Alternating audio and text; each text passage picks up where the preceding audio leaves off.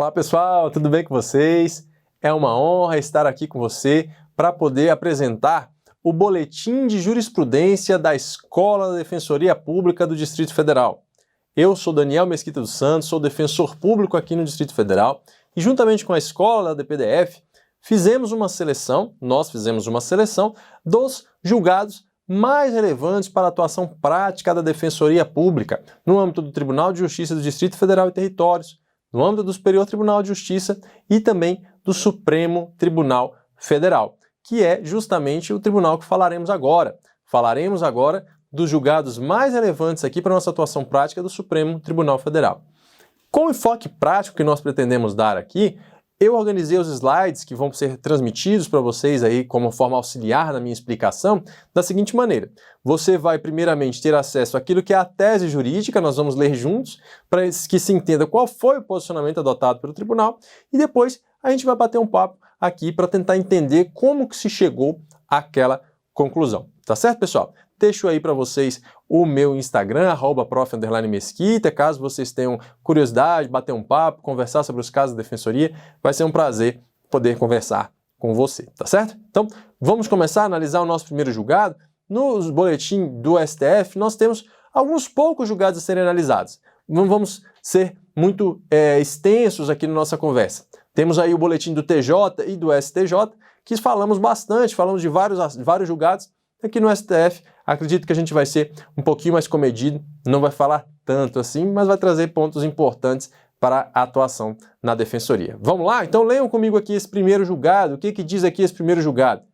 Na ausência de análise pelas instâncias de origem do requerimento de assistência judiciária gratuita, presume-se que o autor atua sob o pálido referido benefício.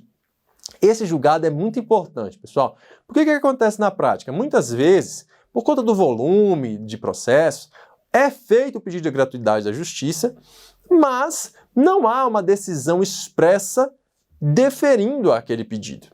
É bom a gente relembrar, e isso a gente martelou, que esse tema foi trabalhado no boletim do TJ e no boletim do STJ, que os artigos 98 e 99 do Código de Processo Civil, que não foram foco aqui, claro, do Supremo Tribunal Federal, né, que trabalha com a Constituição e não com a lei infraconstitucional, mas é sempre bom relembrar que lá no 99, especialmente no 99, parágrafo 3º, que está aí na tua tela, diz que se presume verdadeira a alegação de insuficiência deduzida por pessoa natural. E esse ponto, essa previsão legislativa, é fundamental para a gente entender aqui. Então, se houve o pedido de gratuidade da Justiça, já há uma presunção relativa de que aquela necessidade é verdadeira, de que aquela afirmação é verdadeira. Então, dentro desse contexto, é que o Supremo Tribunal Federal, além da necessidade da assistência judiciária gratuita e integral prevista na Constituição, entende que, feito o pedido lá nas instâncias de origem, feito o requerimento dos benefícios da gratuidade da Justiça, presume-se que o autor tenha recebido esse benefício, presume-se que o autor atua sob o pálido referido benefício se não houver uma decisão expressa de indeferimento. Veja lá, vamos ler de novo o entendimento? Na ausência de análise pelas instâncias de origem do requerimento de assistência judiciária gratuita, presume-se que o autor atua sob o pálido referido benefício, ou seja, fez o pedido e não houve uma decisão indeferindo, é porque foi concedido o benefício da gratuidade da Justiça. E por isso que eu destaquei para você compreender como um todo, não foi o que o STF afirmou expressamente, mas para que você entenda isso, lá no 99, parágrafo 3º, está aí a previsão expressa de que se presume verdadeira a alegação de insuficiência deduzida por pessoa natural, ou seja, presunção relativa de veracidade dessa alegação. E aí eu relembro também, e você pode ver comigo na tela, a previsão do parágrafo 2º e a lógica adotada no STJ e no TJ de que essa presunção relativa somente vai ser derrubada se houver a indicação pelo magistrado de elementos, indícios mínimos que o convençam em sentido contrário, ou seja, no sentido de que não deve ser deferida a gratuidade da Justiça. E aí, nesse caso, deve ser aberto um prazo para a juntada de documentação comprobatória da necessidade do benefício da gratuidade da Justiça. Beleza, pessoal? Isso, então, só para relembrar aí os entendimentos lá do TJDFT e do STJ a respeito desse tema. O que o STF disse é que, voltando então no slide anterior, na ausência de análise pelas instâncias de origem do requerimento de assistência judiciária gratuita, presume-se que o autor atua sob o pálio do referido benefício. Beleza?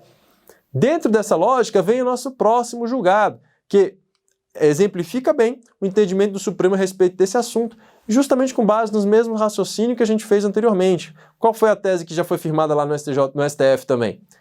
Se mostra suficiente para a obtenção da assistência judiciária gratuita a simples afirmação feita pelo interessado de que não dispõe de situação econômica que lhe permita arcar com as custas do processo. Veja aí, então a mera alegação, a mera afirmação já é suficiente. Isso por quê? Porque há uma presunção relativa. E por isso, se fez o requerimento e não houve o indeferimento expresso, é porque lhe foi concedido o benefício da gratuidade da justiça, certo? Então essas duas primeiras teses são intercaladas aí no entendimento do Supremo Tribunal Federal. Beleza, pessoal?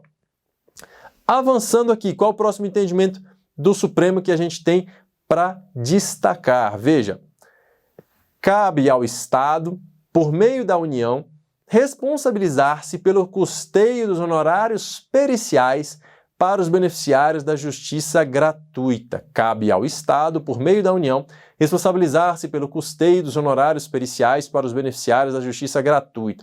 No caso concreto, se destaca aqui que é pela União porque envolveu uma perícia realizada no âmbito da Justiça do Trabalho e depois esse perito foi cobrar os honorários da União, tá? E a Justiça do Trabalho é custeada pela União, né? Senão seria do Estado, pode ser Estado, DF, município, né? Município vai responder também o Estado por conta do Poder Judiciário, né? O que diz aqui então esse caso? O que diz respeito a esse caso aqui? Nós já falamos um pouco sobre esse assunto lá no STJ, quando analisamos a questão do ônus da prova, a inversão do ônus probatório e o custeio dessas perícias. Lá nós falamos que, ainda que exista a inversão do ônus da prova, se foi o beneficiário da justiça gratuita que requereu a perícia, cabe ao Estado custeá-la. Isso porque não se confunde as regras de ônus da prova com os benefícios da gratuidade da justiça. Nesse caso aqui que nós estamos analisando, houve lá a realização de uma perícia na Justiça do Trabalho e depois esse perito queria receber o valor. E o que o STF entendeu? Que nesse caso deve ser custeado pela União o pagamento dos honorários periciais, porque a perícia foi requisitada, foi requerida por uma parte beneficiária da justiça gratuita. A União veio alegando, e você confere aqui no próximo slide, alegou que, como ela não era parte daquele processo, ela não poderia ser condenada a pagar os honorários periciais. Mas o Supremo Tribunal Federal entendeu que, com base no artigo 5º, inciso 74 da Constituição Federal, está previsto lá, e você acompanha comigo na tela, que o Estado prestará assistência jurídica integral e gratuita aos que comprovarem insuficiência de recursos. Dentro desse contexto da assistência jurídica integral e gratuita, assistência jurídica integral e gratuita, cabe ao Estado também arcar com esse tipo de custo. Se o Estado não arcasse com essas perícias, acabaria comprometendo o verdadeiro acesso à justiça no seu aspecto material daquelas partes que não poderiam se valer da prova e acabariam, obviamente, sendo prejudicadas no processo, certo, pessoal? Então, o STF utilizou basicamente esse fundamento do direito constitucional, lá no artigo 5º, direito fundamental da assistência jurídica integral e gratuita, para dizer que cabe ao Estado arcar com os honorários do perito quando a perícia é requerida pelo beneficiário da justiça gratuita. E aí aqui no caso destacou que era da União, porque a perícia aconteceu na Justiça do Trabalho.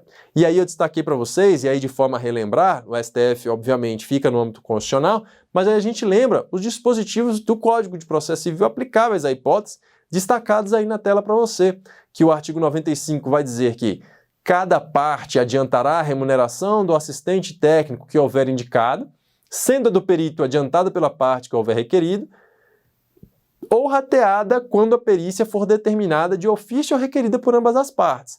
Isso no caso de não haver a concessão da justiça gratuita, né? Aí o parágrafo 3º é que vai trabalhar essa questão da gratuidade da justiça, dizendo que, quando o pagamento da perícia for de responsabilidade de beneficiário de gratuidade da justiça, ela poderá ser custeada com recursos alocados no orçamento do ente público e realizada por servidor do Poder Judiciário ou por órgão público conveniado. E, número 2, paga com recursos alocados no orçamento da União, do Estado, do DF, no caso de realizada por particular, hipótese em que o valor será fixado conforme tabela do tribunal respectivo, ou em caso de sua omissão, no Conselho Nacional de Justiça. Então vai caber aí a União, o Estado, o DF, se o perito não for dentro dos quadros, né, que aí aplica o inciso 1º, tá certo, pessoal? Então, cabe ao Estado arcar com essa perícia, beleza? Mais um entendimento do Supremo, que reflete aí também o posicionamento do Tribunal de Justiça do Distrito Federal e do STJ. Próximo ponto, pessoal, mais uma vez o Supremo Tribunal Federal ratificando, consolidando agora sobre a matriz constitucional, posicionamentos que nós vimos lá, entendimentos que nós vimos lá no STJ, que nós vimos lá no Tribunal de Justiça do Distrito Federal e Territórios. O que diz esse nosso julgado agora? A Defensoria Pública possui prazo em dobro para recorrer e deve ser intimada pessoalmente de todos os atos do processo sob pena de nulidade. A Defensoria Pública possui prazo em dobro para recorrer e deve ser intimada pessoalmente de todos os atos do processo sob pena de nulidade. Então nós já vimos, né, pessoal, esse entendimento lá no STJ, lá no TJDFT, especialmente falando também sobre o PJE e aquela questão da guia de expediente, o prazo para abertura, quando que se dá efetivamente a intimação, e o Supremo vem, então, como uma forma de chancelar isso também sobre o aspecto constitucional. É importante a gente destacar que essa previsão de prazo em dobro, de intimação pessoal também, tem matriz lá no Código de Processo Penal, que, repito, não é a marca aqui específica de fundamentação do Supremo Tribunal Federal, mas que merece a nossa análise, que diz o quê? Lá no Código de Processo Penal, leiam aqui comigo, 370, parágrafo 4º. 370 diz: nas intimações dos acusados, das testemunhas e demais pessoas que devam tomar conhecimento de qualquer ato, será observado no que for aplicável o disposto no capítulo anterior. E o parágrafo 4º diz que a intimação do Ministério Público e do defensor nomeado será pessoal. E aí a gente lembra, veja aqui nesse novo slide também, os dispositivos que garantem essa prerrogativa da Defensoria Pública do Distrito Federal e as outras defensorias públicas. Vamos ver aqui. O Lei 1060 de 50, artigo 5º, parágrafo 5º, diz o quê? Nos estados onde a assistência jurídica seja organizada e por eles mantida, o defensor público ou quem exerça cargo equivalente será intimado pessoalmente de todos os atos do processo, em ambas as instâncias, contando-se-lhes em dobro todos os prazos. E aqui foi mencionado en passant, né, lá na decisão do Supremo Tribunal Federal, envolvendo o caso da Defensoria Pública da União, a prerrogativa de intimação pessoal da DPU, lá na Lei Complementar 80 de 94, que diz no artigo 44, são prerrogativas dos membros da DPU. Inciso 1º, receber, inclusive quando necessário, mediante entrega dos autos com vista, intimação pessoal em qualquer processo e grau de jurisdição ou instância administrativa, contando-se-lhes em dobro todos os prazos. Aí a gente vê que essa previsão da intimação pessoal está na Lei da Assistência Judiciária Gratuita, no Código de Processo Penal, na Lei Complementar da Defensoria Pública, e o Supremo Tribunal Federal, como eu destaco para vocês aqui nesse nosso próximo slide, entende que essa intimação pessoal é nada mais, nada menos do que uma homenagem ao princípio constitucional da ampla defesa. É uma homenagem ao princípio constitucional da ampla defesa. Dentro desse contexto, já houve discussão a respeito da constitucionalidade desse tratamento diferenciado em relação ao Ministério Público e à Defensoria Pública, que são intimados pessoalmente. Isso porque não ocorre o mesmo tratamento como advogado particular. Mas o Supremo Tribunal Federal já afastou qualquer tipo de inconstitucionalidade nesse caso. E lá na ADI 2144, que você pode ler na tela aqui comigo, disse que é constitucional o tratamento diferenciado dado as intimações do defensor constituído, do advogado querelante e do assistente realizadas por meio de publicação oficial, em contraposição às do Ministério Público e do defensor nomeado, que são feitas pessoalmente. O Supremo entendeu que essa intimação feita por meio de publicação oficial para o advogado particular não configura obstáculo ao desenvolvimento regular de suas atividades. Não há nenhum tipo de mácula ao cumprimento das suas funções, não há violação aí ao princípio do contraditório e da ampla defesa. Então, pessoal, a gente volta lá no nosso entendimento do Supremo para que fique bem claro que, veja lá comigo, a Defensoria Pública possui prazo em dobro para recorrer e deve ser intimada pessoalmente de todos os atos do processo sob pena de nulidade. E, em complemento, a gente retoma aqui o entendimento do Supremo da ADI 2144, de que é constitucional o tratamento diferenciado, dado as intimações do defensor constituído, do advogado do querelante e do assistente, realizadas por meio de publicação oficial, em contraposição às do Ministério Público e do defensor nomeado, feitas pessoalmente. Não vai haver aí qualquer tipo de mácula. Certo, pessoal? Então, com esse julgado, pessoal, nós encerramos a análise do boletim aqui que nós selecionamos do Supremo Tribunal Federal. O Supremo Tribunal Federal teve uma análise um pouco mais curta, justamente porque os julgados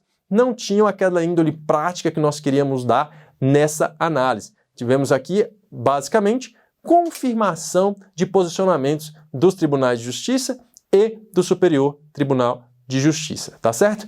Espero que tenha sido produtivo mais uma vez, ter acompanhado aqui o nosso boletim, agora com os julgados do Supremo Tribunal Federal. Salto que estou à disposição, mencionei ali meu Instagram, do @prof_mesquita, para que você que tenha ficado interessado em trocar algum tipo de ideia na atuação defensorial, fique à vontade para conversar comigo por lá. Será uma honra ter contato com quem está aí nos assistindo, tá certo, pessoal? Agradeço muito a atenção, agradeço a escola, a Defensoria Pública e espero encontrá-los em outra oportunidade. Até a próxima!